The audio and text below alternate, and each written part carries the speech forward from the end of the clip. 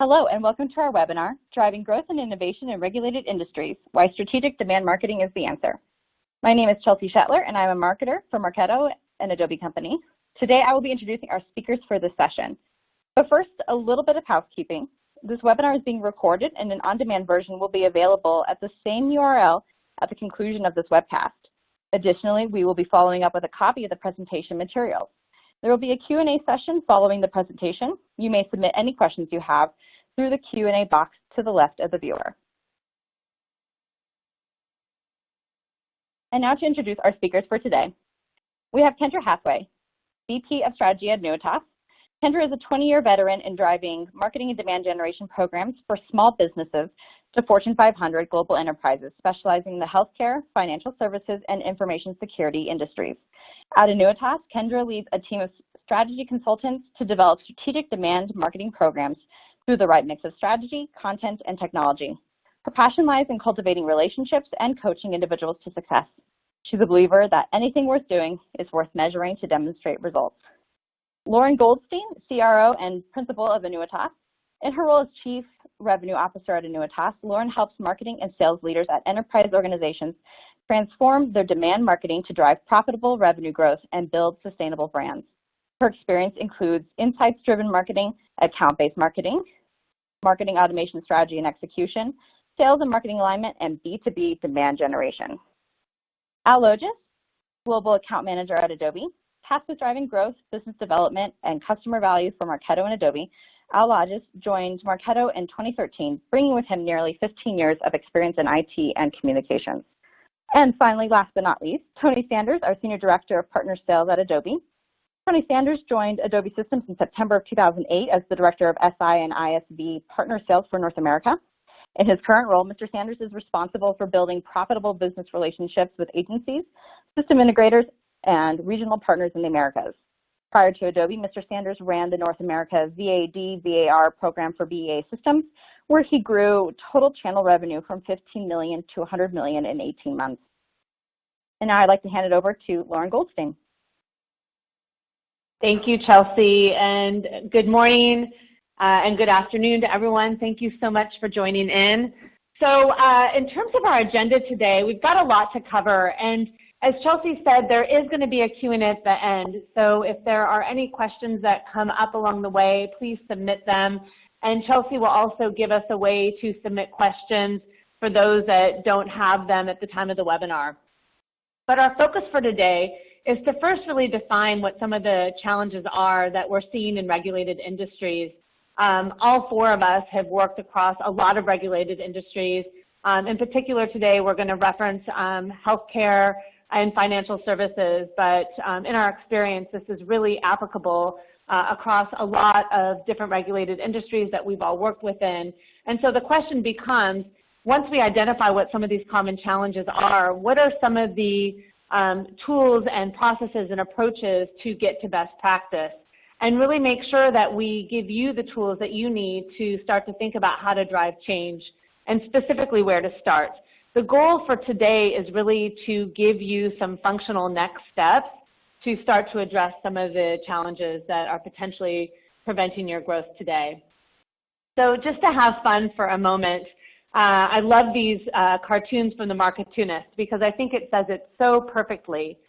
The shift in mindset today in terms of the role of marketing is that marketing is not here to just create pretty pictures to support the sales organization at a trade show. Marketing is really here to help drive growth for the business. Marketing is here to help drive the EBITDA of a business, not just help create brand affinity and brand sentiment. Now, while brand is still a very important part of the mix, in fact, creating demand and creating engagement with your audience is the new form of building brands.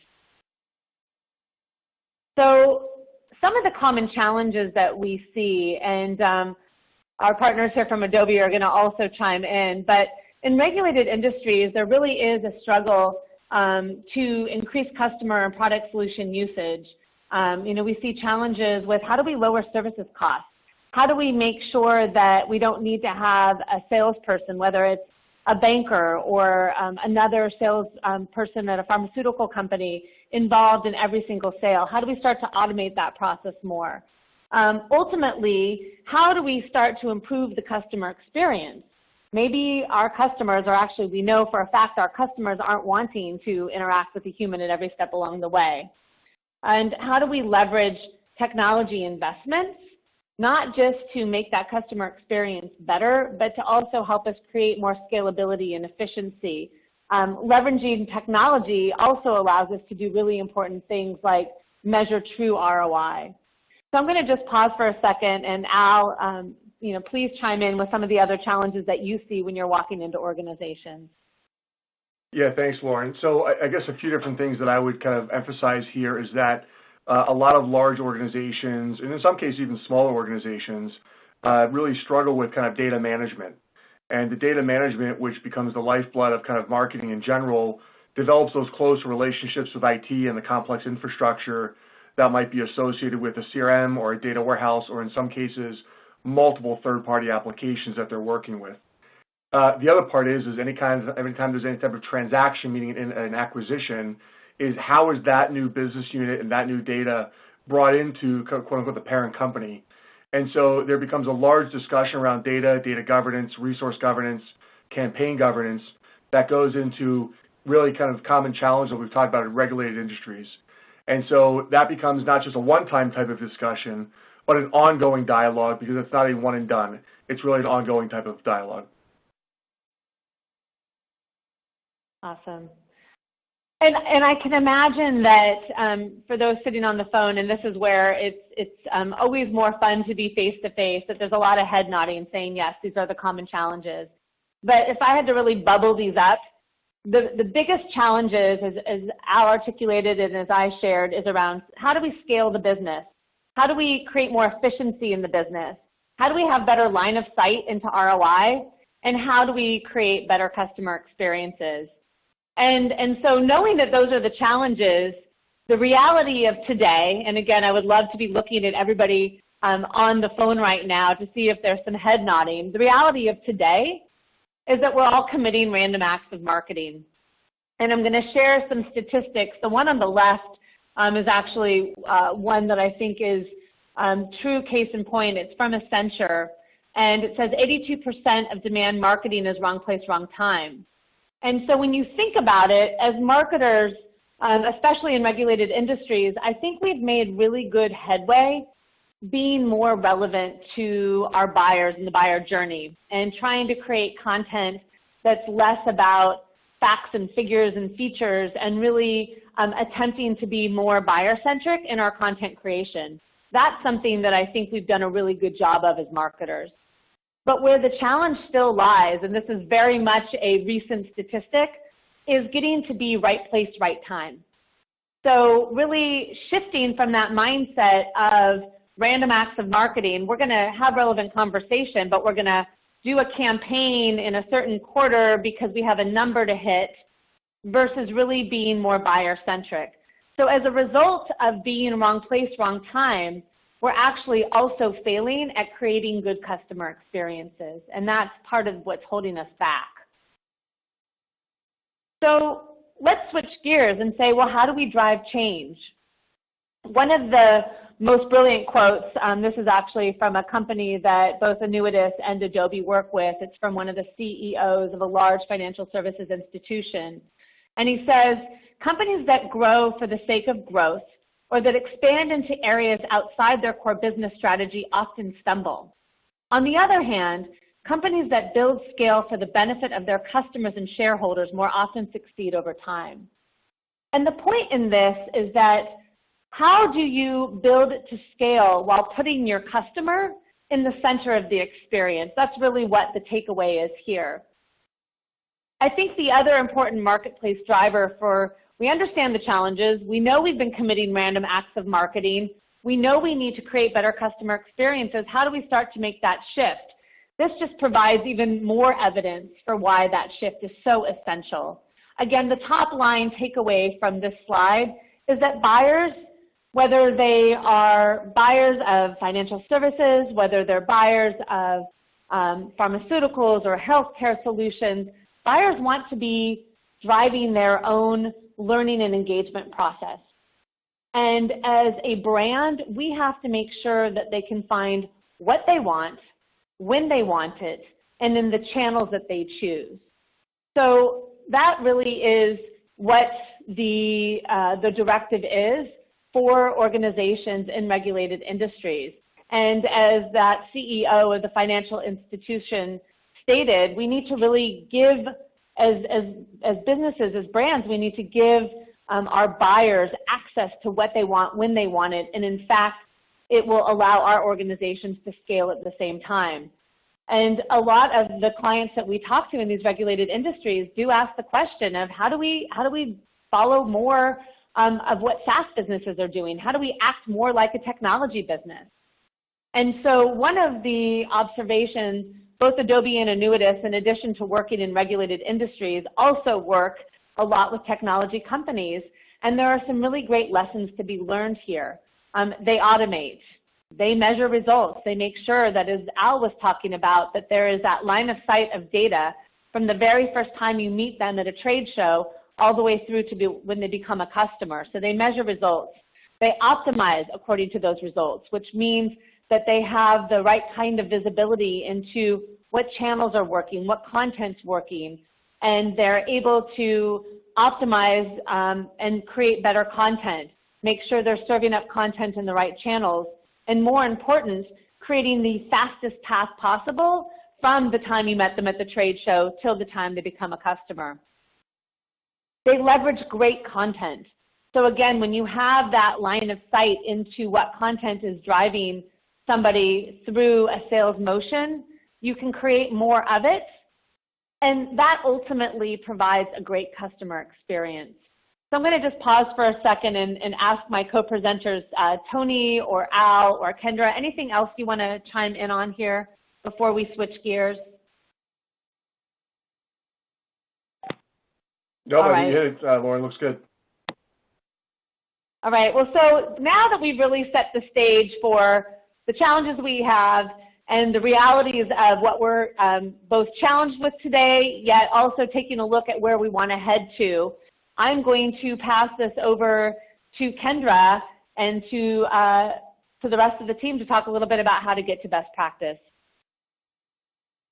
Yeah, thanks, Lauren. So this is Kendra Hathaway with Annuitas, and we're going to talk through, right? So Lauren teed up, what are, best-in-class technology companies doing, and, the fact that so many industries such as healthcare, such as finance, is looking to technology to get to best practice and get to the customer experience. So we're going to talk through how do we get there, right? How do we get to best practice? So how do we go about driving change? And we're going to really talk about, since we have about 30 minutes with you guys today to talk through these items, we're going to focus on 5 key elements here of digital demand transformation. And so these are kind of the 5 best practices that we like to say will get you from point A to point B. So the first thing that we want to do is make sure that we are operationalizing around the buyer. So what does that mean exactly? So Lauren talked a lot about user experience, right? And getting to a great user experience means you have to understand who your user is. You have to really understand your buyer. You have to understand your client. What are their challenges? What are their pain points? And incorporate that in the dialogue that you're having with them all along their buying journey.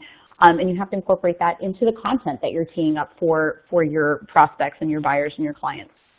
You also need to look at integrating. So content's a big part of this, and it is a cornerstone, but it has to be underpinned by a very sound and process-driven lead management process. There needs to be a way that your internal teams, so marketing is basically driving great quality leads and handing those off to sales, and there really needs to be a charter between marketing and sales as to how those leads will then be worked internally.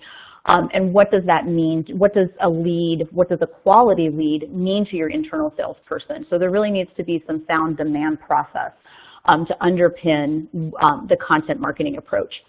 And then shifting to a perpetual state as well. So what does that mean exactly? That means that we are, Lauren had touched upon these random acts of marketing, and oftentimes that is driven by a very campaign-based mindset. And when we talk about shifting to a perpetual state, that really means having a conversation with your buyer when they are ready, not just when you're ready to push out a campaign. So we'll talk a little bit about that, as well as optimizing against outcomes. Again, Lauren had touched upon this as well. You know, you really need to measure your results. You really need to understand going into you know, your dialogue with your buyer and your adjustments to demand process. What are your metrics for success once you make these changes? You need to have some sound established KPIs and be able to measure against that, and then optimize when you're seeing things working well or maybe not so well. Also, demand focusing on the technology stack. And again, what does that mean? Well, this means that a lot of people look at technology as a solution, and they'll say, oh, we've just onboarded this great CMS, or we've just onboarded this great marketing automation platform. But technology alone is not the solution. It really needs to have a supporting strategy that underpins it and really helps it to you know, integrate the full tech stack to support demand process and to support strategic demand marketing. And Tony, I think you have some thoughts about those layers as well. So would you like to weigh in here? Yeah, thanks, Kendra. You know, and this might sound strange coming from the person that works for the technology vendor, but, you know, for the last 40 years, we've been seeing technology-based solutions that are promoted by various vendors out there, you know, solving the, you know, the challenges of, you know, business problems that are out there. But, you know, the technology is only one leg in the stool. I think often when we are looking at projects day in and day out, it's the people side of the equation and the process side of the equation that are not well thought through when it comes to these, you know, complex business problems that we're trying to solve. And that's what makes this relationship between Annuitas and Adobe so special, is that we believe our combination of the technology stack that we at Adobe bring to market, plus the keen focus that Annuitas has on the people side, the process side, and bringing the technology together, really answers these three pillars in a cohesive fashion. So I'll turn it back to you, Kendra. All right, thanks, Tony. So let's go ahead and dive into these 5 areas in more detail. So again, the first point here is operationalizing around the buyer, and really understanding, again, that customer success is again, a huge factor of understanding who your customers are or who your prospects are and how they want to engage. And engagement across what type of content they're interested in, where they are in their buying cycle, and what channels are they leveraging as part of that buying process or decision-making process. So we like to look at this from a standpoint of engaging the buyer where they are, nurturing them through their buying process, and then obviously looking for those signals as they engage with content, as they engage through a multi-channel approach to serving up that content and having that dialogue, and then obviously converting them over to someone who is really ready to have that dialogue with your sales team. So this is, again, an overarching, what we need to understand here is what is their buying process? And knowing that the buying process is not always linear, but also knowing that buyers are doing a lot of that research before they ever have a conversation with your sales representative. So we need to make sure that we're meeting the buyer where they are in their buying process, and that we're leveraging content that speaks to them according to where they are in their buying process.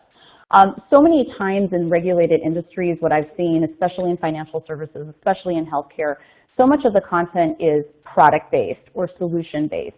And someone who really is at that engaged stage or at the top of the funnel, they're not really quite ready to have that conversation, they're doing a lot of research on their own, they need to have content that is more thought leadership aligned. They're looking for someone to be a trusted advisor to them.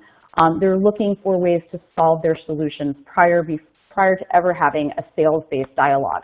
So again, just making sure that you understand who your buyer is and where they are in that buying process. The next slide here actually speaks, so Tony, great segue actually into this slide here.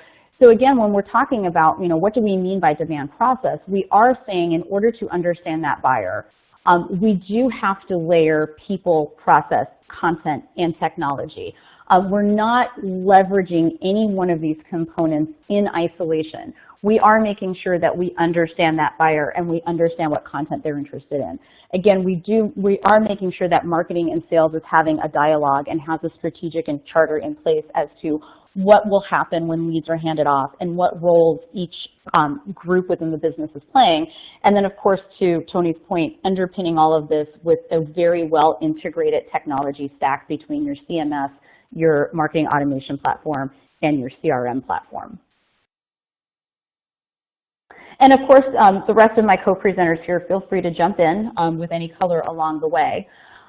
Number two, we do want to dig in here around supporting content marketing with a very sound lead management process or demand process. So a couple of actionable takeaways for you guys today when we're thinking about driving change and integrating content marketing into a more perpetual approach to having that dialogue with your customers or with your prospects or with your clients. So we talked about moving away from campaigns to always on multi-channel nurture. And so how do you do that? And this diagram on here completely looks like an eye chart. We understand that. But what this is designed to show you guys is really a content map that you should be planning internally. So the first piece of understanding your customer is getting to know what does their buying journey look like. So, go out, have conversations with your clients, have conversations with your sales team, get an understanding of the discrete steps that your buyers are taking to research, to shortlist. Who are they consulting? What are the challenges that they're trying to solve? What are the pain points that they're dealing with? And really do a content analysis internally. Conduct a content audit. Do a gap analysis of what type of content you might be missing. So if you have a lot of that solution-based content and you're missing the thought leadership content, plan that out in a content model for yourself. Create a map internally of what content supports each stage of that buying journey. So map those content back to those buying stages. And then be sure to take into account that this needs to be both inbound and outbound, both online and offline. So make sure you're taking content promotion into account across all of your multiple channels, and that you're tracking engagement of your clients and your customers and prospects across those multiple channels. And when you're thinking of content, Kendra, again, Kendra, I would love to chime in for a second. Sorry, I didn't catch you at a great Absolutely. segue point. But I think one of the most important takeaways, not just from this slide, but in general, is that there's a lot of points of integration here, right? As we talk about this notion of integrating content marketing and lead management, this means that your sales organization and that your marketing organization and your product organization actually have to get together to orchestrate this dialogue, orchestrate this narrative. And also going back to the comment that Tony made, that the people part of this, I find in regulated industries, the people part of this is actually the hardest part. Having organizations really understand that to get to this perpetual or always on state, it is definitely a team sport. And sometimes the easiest way, and I'll let you then continue with some of the operationalizing parts of this, is to get into a room together and to start to think about that narrative that you want to be having with your different segments, and driving that conversation between a sales team and a marketing team to think about where those handoff points are. So anyway, sorry to interrupt, but I think that my call out, especially for regulated industry, is just the importance of team sport and truly getting the different parts of the organization to come together to align around things like content marketing.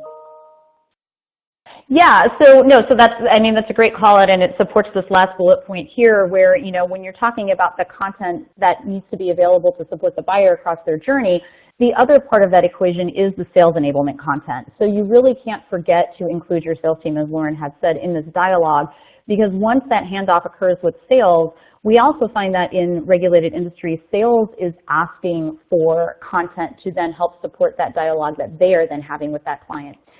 Or that prospect. So, sales enablement content after that handoff from marketing to sales is just as important to continue that dialogue and to continue to educate that client and that prospect all the way down to a closed won opportunity within the pipeline. So great call out. I'd like to share a quote here. So this is actually coming from Michael Johnson, Director of Global Digital Marketing and E-commerce at Avanos, which is a healthcare client. And basically, they, working within healthcare, there was a lot of skepticism there about having the content meet their client, meet their customers where they are. They're dealing with very busy surgeons, who, half the time, right, they don't even have time to stop and have lunch. So there was a lot of skepticism around, how is that content really going to reach our key prospects? And this quote from MJ, as we like to call him, says here, right, one of the best aspects of implementing a perpetual demand generation approach is that content has actually become a key driver for their engine. Again, they understood this was a tough to reach audience, a lot of skepticism, but because the content was so well targeted to their buyer, by understanding, again, who are their personas, how are they buying, what are their pain points, and again, meeting their customers where their customers are, they were really able to turn the tide with starting that dialogue and really generating a lot more revenue for their, for their bottom line, and creating a lot more qualified leads to hand off to their sales representatives, all through this great customer experience of again, creating content that meets the needs where they are in their buying process. So very good endorsement there. So again, just understanding, aligning engagement with the demand process. Again, content cannot stand alone, right? As we said, this is multi-layered. So what we're showing here is, again, yet another healthcare client who really was mapping out at the top here in the gray boxes. These are the strategic steps that their buyers are taking in their buying process, and looking at how they're qualifying someone who is moving through that buying process, where they're either engaged at top of funnel, qualified engaged, middle of funnel, or qualified lead, which is more bottom of funnel, all before that person ever gets handed off and has a dialogue with a salesperson. So basically looking at, this is something that Lauren had said, understanding the different segments here, right? So they have a segment who's aligned with lab, there's a segment that's aligned with lab, IT, procurement, business strategy, finance. So this is going to look obviously very different for you guys who are attending this session today. But it's helping you understand, you really need to understand what are the different pain points, what are the different business needs, what are the different challenges that someone is trying to solve, and seek out through research with great content along their buying journey. And one of the other things I hear a lot in these regulated industries, again, especially in healthcare and finance, there's always skepticism that sales really needs to be involved sooner in this dialogue. Sales really needs to build a relationship. These are very relationship-driven industries. That is all very, very true. However, we want to make sure that sales is entering that dialogue at the right time. And the right time would be when someone is ready to have that discussion. So what we're really looking to do is have content that builds that relationship pre-sales and really kind of serves to warm that client or prospect up before they're ready to have that conversation with sales. So basically, it becomes almost a warm handoff. It becomes an easy way for sales to now have a better understanding of who this person is and the dialogue that they need to have with them. So again, understood that sales have to build that relationship, but also understand that content is really helping to formulate that relationship even pre-sales in that buying process. So talking about content, right, and talking about this ongoing dialogue really helps us transition into what does this mean now to shift to a perpetual state. And again, we're looking at engaging, nurturing, and converting. And what I'd like to say is again, your clients can be at any of these stages at any given time. And so the idea here is that, again, we meet the clients where they are in their buying journey. We're not just saying, hey, we have a campaign that we're pushing out because we have a new white paper or we have a new promotion. You want to make sure that there is great content that can solve your clients' challenges that's available to them when they are ready for it. So having a perpetual engine is what we like to call it, that is basically serving up this content, again, across buying stages and across multiple different channels, whether those are inbound, outbound, online, offline, and making sure that they're being targeted with the messages that meet their needs at their point in time. So this is a great example. This is actually taken from one of our clients. So just to give you guys an example, right, you need to understand how your client buys. And this is a great true life example of a particular client of ours who had someone come in and has had multiple interactions across their buying journey. And again, at different times, because that journey is not necessarily going to be linear. So this person actually went online first and actually requested a quote. They actually were a hand raiser and they said, I am ready to have a dialogue. So they become qualified. They started having that dialogue with sales. But in the background, right, what's happening? They're not only having that dialogue with sales, they are actually interacting with content on the website multiple times throughout their journey, which has led to not only one opportunity, but multiple other opportunities. So understanding where your client is, where your customers are, understanding, again, where they are in their buying journey, and having that content that's available to them on a perpetual or in a perpetual state allows them to self-serve and oftentimes leads to additional business, right? It gives you an opportunity to upsell or cross-sell within your industries because you have a perpetual program that's operating in the background, not just campaigns that are pushing out messages at a point in time. And then optimizing against outcomes. Again, Tony, I think it was you or maybe it was Al that teed up earlier, right? Data management and data hygiene is always being a challenge within the industries. So really you have to make sure that you are tracking your data effectively and that you have systems that are integrated and speaking to each other properly. And the reason for that is you want to be able to have a set of KPIs where you can take into your quarterly business reviews, where you can serve up to your executive stakeholders and really show the performance of your content to show your performance and your return on investment of your multiple channels that you are leveraging to have this dialogue with your clients and with your prospects. And really have a way to show, again, not just to Lauren's cartoon that she shared earlier, not just, hey, we have X number of downloads, but we're actually driving pipeline, right? We're actually driving sales. We're actually leveraging channels that have a significant return on investment and that are leading to conversions to hand opportunities over to sales. So these are just some of the core KPIs that we have seen be very effective to have that dialogue internally with our existing clients. So again, it's looking at how many leads are actually coming into the funnel, but not just how many, not just volume, but what do those conversions look like? So if someone's at the top of the funnel, how many people are actually getting to the bottom of the funnel to actually close won opportunities?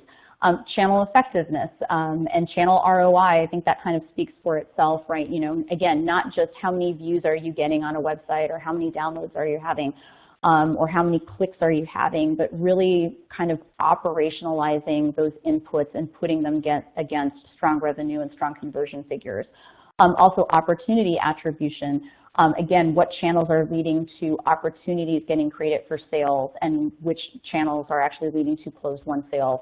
And then also content. It's also, it's also incredibly helpful if you are going to have a perpetual engine running where you have content that sits outside of just campaigns. You do want to track the effectiveness of that content. You want to figure out what content is truly resonating with your clients so you can continue to create more of that content or sometimes less of that content if you see content that's not performing and really driving, again, not just downloads, but actual driving leads to conversion. And Kendra, I would say that the screenshot of the funnel on the left-hand side is a work in progress because ultimately we want our funnels to look a lot more like a pint glass than like a martini glass, because when you really optimize against things like channels that are best performing and content that is best for performing, your conversion rate is increasing and therefore your funnel is widening. And that's the ultimate goal. I'll let you move on to the next slide to have you share what that looks like. Yeah, absolutely.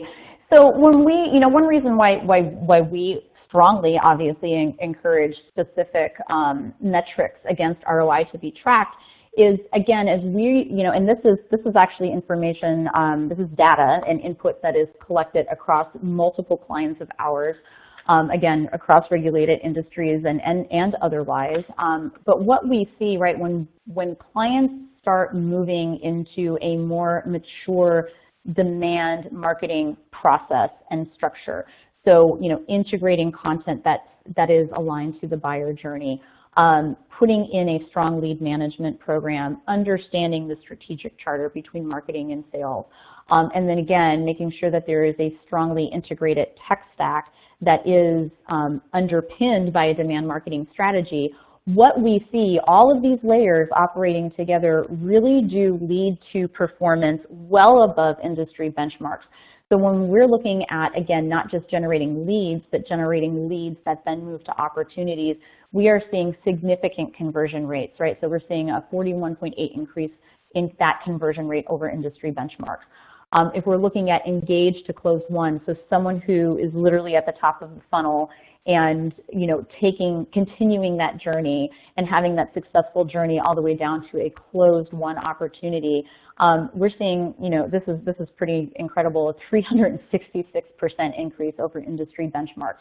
So again, I take it back to that that visual of, again, and into what Tony said, making sure that people, process, content, and technology are very well aligned, strategically aligned, and you will start to move towards a more mature demand process that will then, result in these types of increases within your own organization.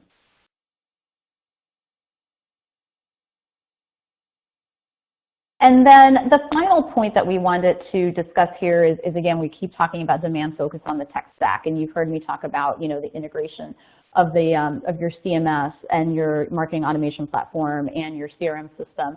And again, this is saying that these can't operate separately in silos, and they can't operate as technology just being the one solution, right? So you might say, hey, we've onboarded this amazing CMS that has a really strong personalization engine. It's going to serve up a great user experience for our buyers.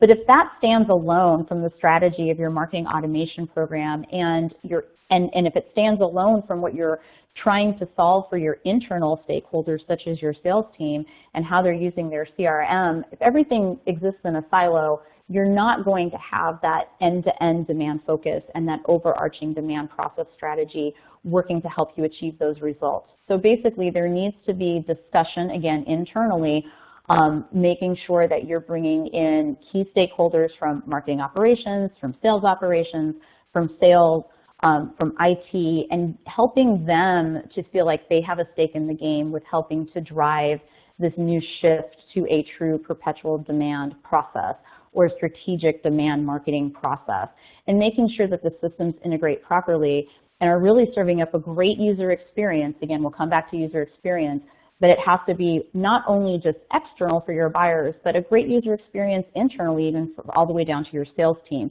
Because what's happening is all of these systems are working together to gather that interaction that your buyers and your prospects are taking, gathering the engagement that they're having with content, gathering any information that they're providing with you on forms, and teeing that up into a very, very strong profile for your sales team to then leverage when they have those conversations.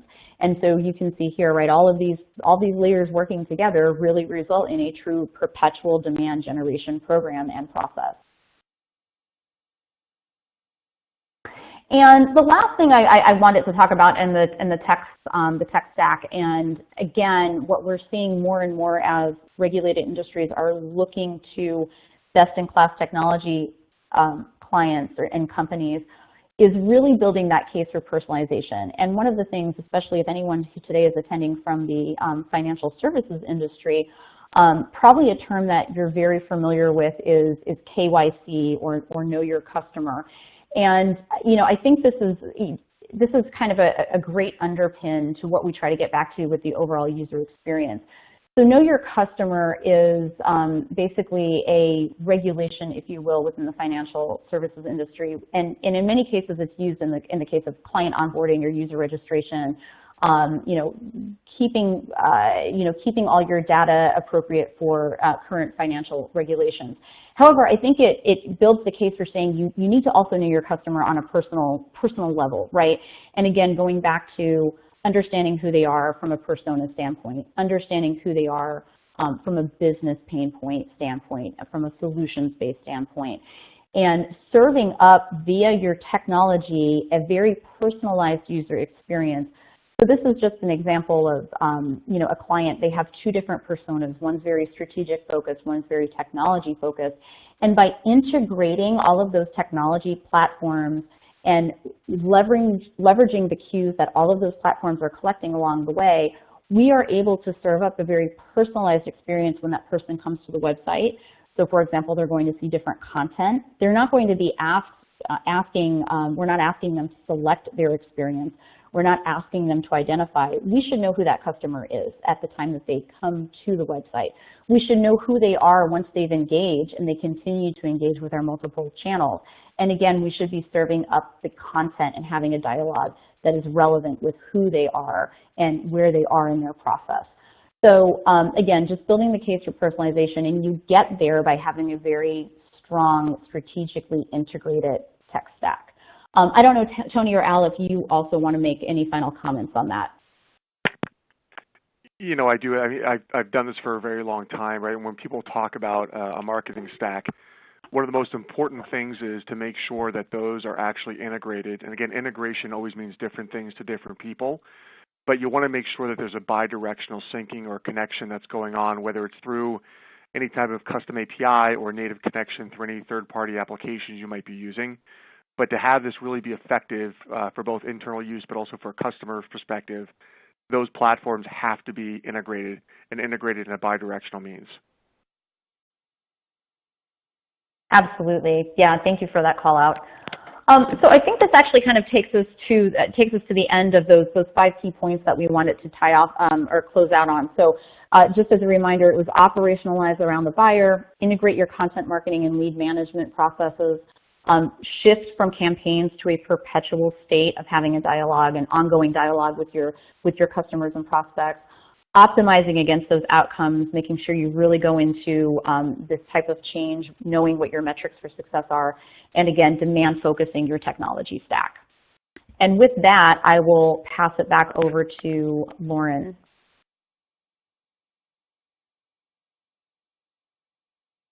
All right.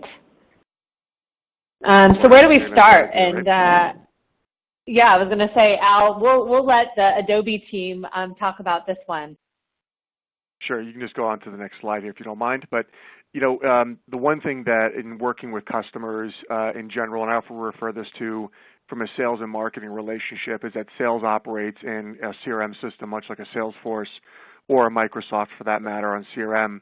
And then the marketer ends up operating in some type of a marketing automation platform, and that really becomes their database of record. We've always liked to talk about one platform for every type of engagement on any channel, and in order to do that, you have to have automation. And so again, I always reference that automation platform becomes a marketer's record database of record for everything that they're engaging with a customer.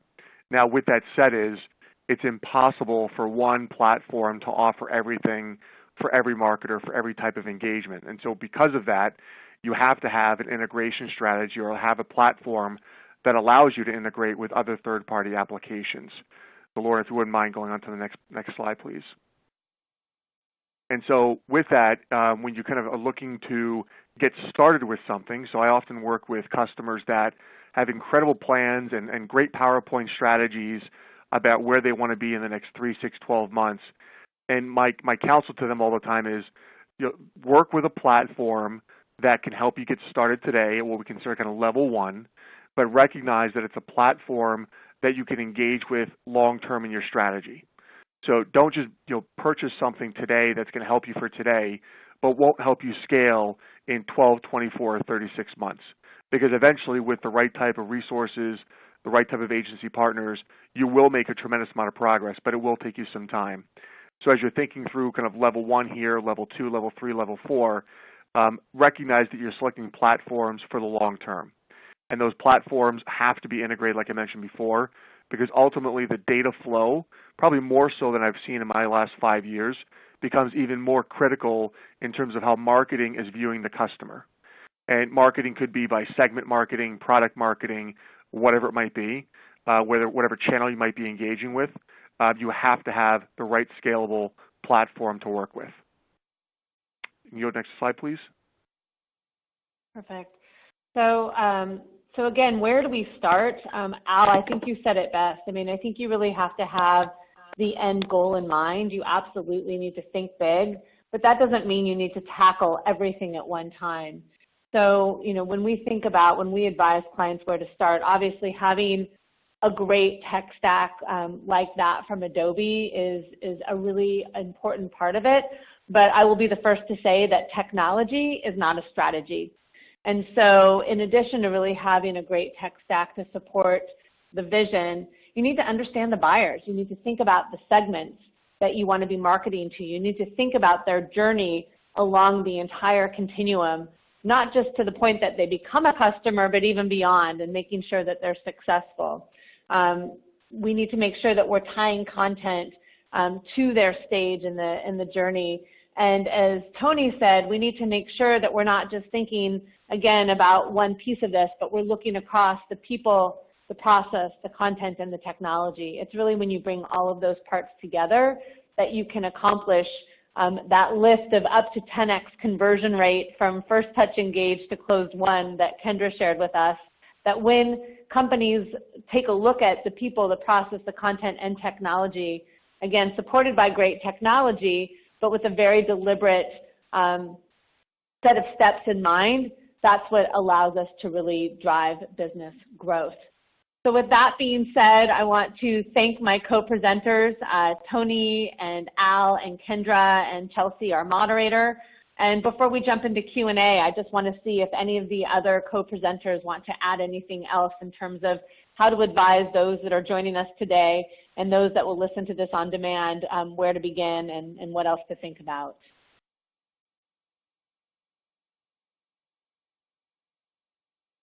All right, I think we've said it all. I'm going to pass this back to our facilitator, Chelsea, and say thank you so much for joining us. And if there are any questions, we can open it up to Q&A for just a couple of minutes. Perfect, Lauren. All right. While I wait for other questions to come in, I do see one. My organization absolutely needs to shift as you're recommending, but how do I get others on board? So the executive team, my peers in sales and product. Kendra, do you want to take a crack at that one? Yeah, so one of the things that we did not necessarily cover in the big five today, I think the whole underpin to this is there does need to, so change management, right, is a key, it's kind of its own work stream almost. So I think the big thing here, right, is where I have seen programs fail, because this is not a light undertaking. This is a lot of change management. You know, there's a lot of new dialogue taking place between marketing and sales, between, you know, marketing ops and, you know, and sales. And so I think change management needs to be considered its own work stream. And I know that sounds very simple, but it's not as simple as it sounds. So, you know, where I've seen this fail, as I was saying earlier, is when there is a lack of executive understanding and executive support. So I think, you know, the key stakeholders internally, you know, if you have a head of marketing ops, right, who is kind of leading the charge, they really need to make sure that they understand the key stakeholders who need to be involved from the beginning. You know, so if there is a head of sales, right, if there is someone on, you know, the technology side, whether that, you know, someone on their key stakeholder on web, and there really needs to be kind of almost like an executive roundtable approach or a key stakeholder, you know, charter approach to ensuring that everybody is aware of what is going to change, why it needs to change, right? So what are the challenges, what are the opportunities, and what's in it for them, right? And then this way everyone has a stake in the game, and everybody feels like their voice is being heard. So it doesn't become an initiative that marketing is just handing off to sales. You know, it's not just sales saying, oh, well, this is how we do it today, and you know, things are broken, but we've had to fix it ourselves, right? It really needs to start with an internal dialogue and a true understanding that change management is something that needs to be checkpointed along the way. And I think that's how you foster that executive support that will help you get over hurdles.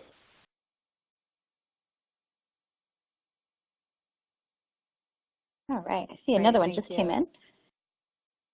Can you give an example of some of the ways Annuitas identified engagement qualification of its medical interest prospects, and how do you measure clinical prospects versus administrative versus materials managers? Kendra, I actually want to punt this one to you also. I think that perhaps let's touch a little bit on maybe both progressive profiling as well as, you know, kind of behavioral-based routing based on content consumption. Yeah, you know, I don't want to get into the Reader's Digest approach, but it's not, you know, again, right, this is a very large undertaking, and sometimes understanding your clients or your prospects or your customers, you know, it takes a while, right? So it's a great question, and we really do say you need to understand that customer, and a lot of times our clients don't, right? They walk in and they say, we think we know who our key decision makers are, but we're not 100% sure. And really the approach that we take is, it may sound simple, but we start with interviews. We start interviewing clients. We work with sales, we identify clients. We get a sense of who are they, what were they looking for, what was their buying journey like, what was their buying process like. We also look for prospects. So we try to reach out and find maybe people who fit the customer profile. And do the same thing. We really do interview clients to get to understand who they are. Some of our clients, we're fortunate enough that they've done a lot of persona and customer work on their own that has already kind of dug into the buying process, the persona building process. But it really is getting that detailed and getting that granular with understanding who your clients and your customers are. And what comes out of that is this series of what Lauren had referred to as progressive profiling questions, where much of the content that would be in a perpetual program would be gated, which means there is a form. And I know a lot of people think that that's scary, but it's not a big form. It asks questions along the way as people interact, so we're not asking 20 questions up front. And we're giving content that is valuable enough that justifies someone filling out a form. And those form questions also are very strategic and very targeted to get to understand, you know, I think the question was, you know, so if you have a clinical persona, what are their pain points? And therefore, what questions do we need to be asking them versus someone who's in healthcare administration? Because they are going to have different pain points. They are going to have different needs. They will want different solutions. And they're going to be seeking out different content in order to solve those problems. Before, again, they ever want to have a dialogue with your sales team. So it really starts with understanding that customer and kind of getting into their head in a way and starting to build out that you know, that persona profile, that demographic profile and that psychographic profile, and translating that into a, you know, form strategy, into a lead management strategy, and, you know, again, the cornerstone, the content strategy. Great. Hopefully that answered the inquiry's question. And, you know, Chelsea, Kendra, myself, Al, Tony, we are all very happy to answer additional questions if they come up.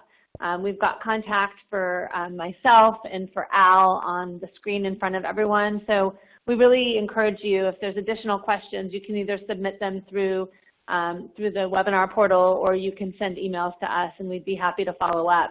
And Chelsea, I think you will be following up with copies of this webinar. Is that correct? That is correct, and also contact information in case you have further inquiries. Great. Well, on behalf of both Annuitas and Adobe and the four of us, thank you all for joining today. Chelsea, I don't know if there's any additional housekeeping wrap-up, but we really enjoyed talking on this topic. I think all four of us are incredibly passionate about it. So please don't be afraid to jump out and ask some questions. We'd love to follow up. Perfect. Thank you to all of our speakers today, and thank you to everyone who joined us. Have an awesome rest of the workday. Thank you, everyone.